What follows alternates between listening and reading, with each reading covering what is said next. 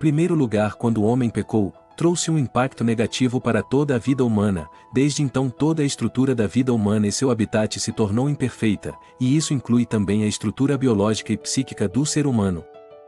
Em 1 Coríntios capítulo 15 do versículo 45 ao 58, Paulo ilustra duas hereditariedades, a do primeiro e do segundo Adão, que representam respectivamente dois cabeças de raças. De um herdamos a natureza da carne, que ilustra toda a estrutura do pecado, a outra através de Jesus a natureza divina, e essa se inicia aqui na terra após o sacrifício e justificação em Jesus e será concluída na glorificação ou no arrebatamento, estabelecendo a transformação total.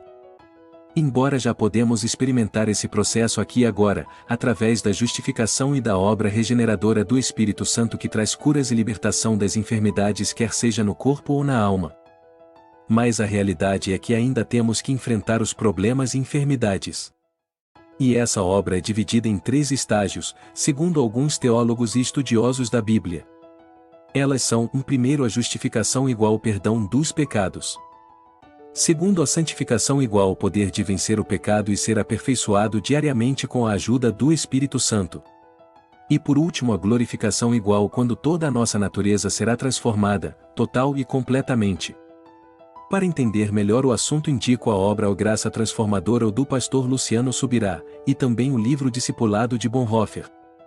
Portanto, enquanto esse último estágio chamado de glorificação não acontece, ainda temos que lutar contra a nossa natureza carnal, ou como a Bíblia chama. Por isso a oração e a busca precisam ser diárias e constantes. Mas conhecer o lado natural não anula a nossa responsabilidade. Suicídio é pecado? Primeiro, entenda que pecado é tudo e qualquer coisa que seja diferente do propósito e as diretrizes perfeitas de Deus. Pecado é errar o alvo. Veja alguns textos bíblicos que nos ajudam a entender melhor. Se alguém destruir o templo de Deus, Deus o destruirá, porque o templo de Deus, que sois vós, é santo. 1 Coríntios 3:17. Quem odeia seu irmão é assassino. E vocês sabem que nenhum assassino tem vida eterna em si mesmo. 1 João 3:15.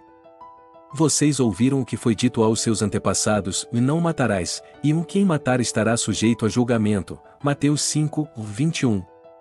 Portanto, tirar a vida é pecado, tanto no Antigo Testamento como no Novo. A Bíblia também demonstra que algumas pessoas, dentre eles profetas, apresentaram quadros depressivos, segundo análise de alguns psicólogos. Entre estes estão Elias e Jonas. Eles eram profetas e tementes a Deus, porém, em dado momento, desejaram a morte, em momentos de angústias profundas e quadros depressivos. Esses comportamentos podem ser causados por um desequilíbrio, como por exemplo da dopamina, que influencia diretamente o movimento, a aprendizagem e a atenção e emoção. O desequilíbrio desses neurotransmissores podem causar até esquizofrenia. Por outro lado, uma disfunção da serotonina pode afetar o humor, a fome, o sono e a excitabilidade, podendo causar um quadro depressivo.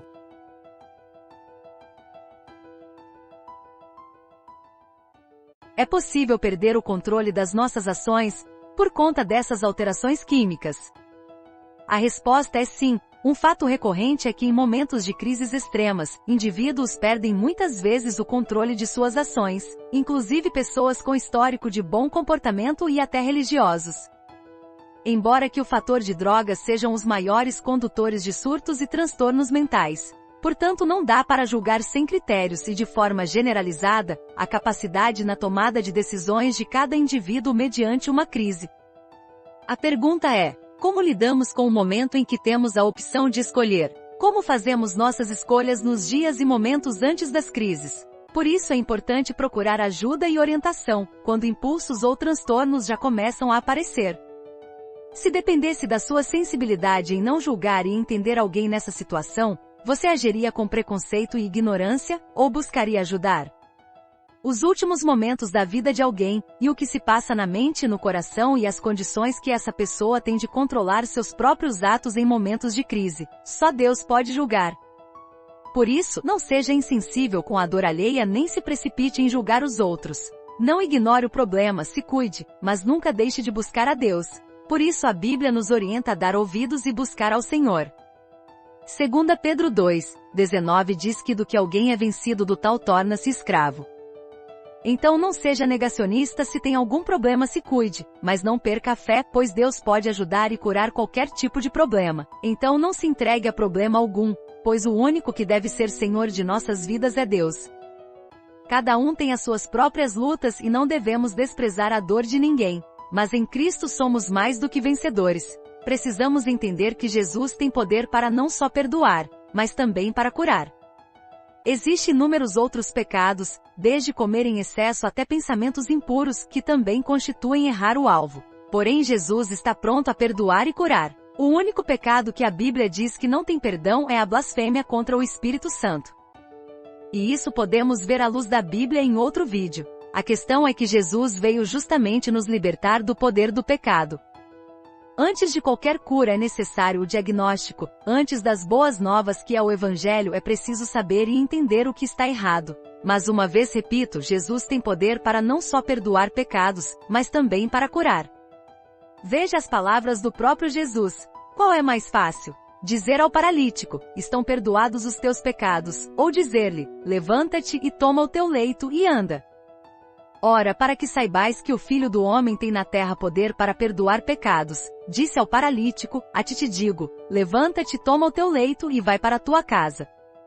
E levantou-se e tomando logo o leito, saiu da presença de todos, de sorte que todos se admiraram e glorificaram a Deus, dizendo, nunca tal vimos. Marcos 2, 9-12. Não deixe de se tratar, procurar ajuda. Mas de qualquer forma não perca a fé, seja pelos meios que tiver que passar, Jesus quer estar ao seu lado. Minha oração é para que você seja um agente de transformação, começando por você no ambiente que está inserido, abençoando as pessoas à sua volta. Dê ouvidos à palavra de Deus e creia que Deus é justo, bom e misericordioso para entender e consolar os corações aflitos, e não tem nenhum problema que Ele não possa resolver. Mas Ele quer usar você também para alcançar pessoas, por isso não julgue as pessoas à sua volta, faça orações pelos enfermos, e apresente Jesus para as pessoas aflitas, pois Ele é o maior psicólogo que já existiu, e Ele está certo porque os médicos da mente só podem tocar a alma, mas as palavras de Jesus vai até a divisão da alma e do espírito. Porém é importante saber que não temos o poder de decidir por ninguém, por isso também não se culpe pelas escolhas dos outros. Deus abençoe você e sua família. Se inscreva-se e compartilhe essa e outras mensagens, se você acredita que isso fará bem a alguém que você conhece.